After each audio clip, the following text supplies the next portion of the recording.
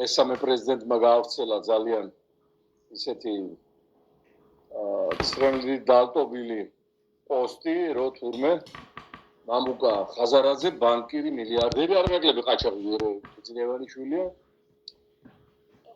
სტოვებს პოლიტიკას და ასევე წყვეტს ტევ პირველის ანუ ხაზარვიზის დაფინანსებას რომლის საშუალებითაც ჩვენ ამ ბატონებმა მოგვაქციეს საინფორმაციო ბლოკადაში და იძულებული გავხადეს თან კარგი საქმე გამოვიდა. Აი ეს გადაცემა დაგვიმკვიდრებინა და ამით ვებრძოლა ქვეყნის ინტერესებისათვის. Ძალიანაც კარგი. თუ ყაჩაღები, ოლიგარქები წავლენ პოლიტიკიდან გაიწმინდება ის ნაგავი რაც მან შემოიტანეს ქართულ სულიერებაში პოლიტიკურ ურთიერთობებში სამთავრობო სახელმწიფო კორიდორებში ეს ნაგავი უნდა გაიწმინდეს. ნაწილი უნდა გავიდეს თავისი ნებით ნაწილი უნდა გავხვეთოთ ჩვენ ხალხი. აი ეს არის საქართველოს გადარჩენა.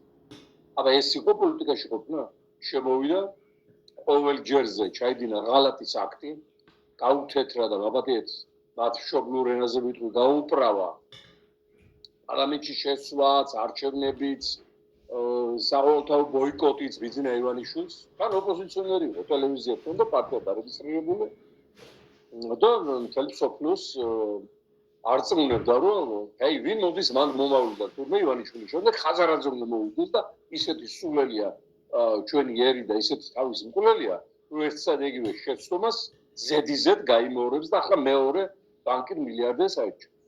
რა თქმა უნდა ასეთი ვაი პოლიტიკოსები ფაქტურად ყაჩაღები უნდა გავიდნენ ისტორიული სივრციდან სადაც ისტორია იკვეთება და დნება იმ სფეროდა რომ ქვეყანას ეშველოს და ამოისუნთქოს და რეანიმაციიდან გამოვიდეს მათ შეიყვანეს რეანიმაციაში ჩვენი საქართველო და მათ უკან უნდა მიყვნენ ასევე ის ვაი ჟურნალისტები რომლებიც შეკვეთებს ბინძურ შეკვეთებს დიდი ფულის დასად უსიტყვოდ ასრულებდნენ თუნდაც ჩემი და ლეიბორისტული პარტიის ბლოკირებაზე მთელი წელიწად ნახევარია ზუსტად სრულდება მითითება ხაზარაძე ივანიშვილის შორის შეთანხმებული ხაზულობა ეს არ არის მარტო ერთი მხარის რომ მოუწ გადაწყვეტილება შეთანხმებული პაკეტია არჩენმა ტელევიზიამ და არჩემა არაჩვენოს ნათელაშვილი და არ გააშუქოს ლეიბორისტული პარტიის საქმე. ამიტომ ეს ჟურნალისტები სამარცხვინონი უკან უნდა მიყვნენ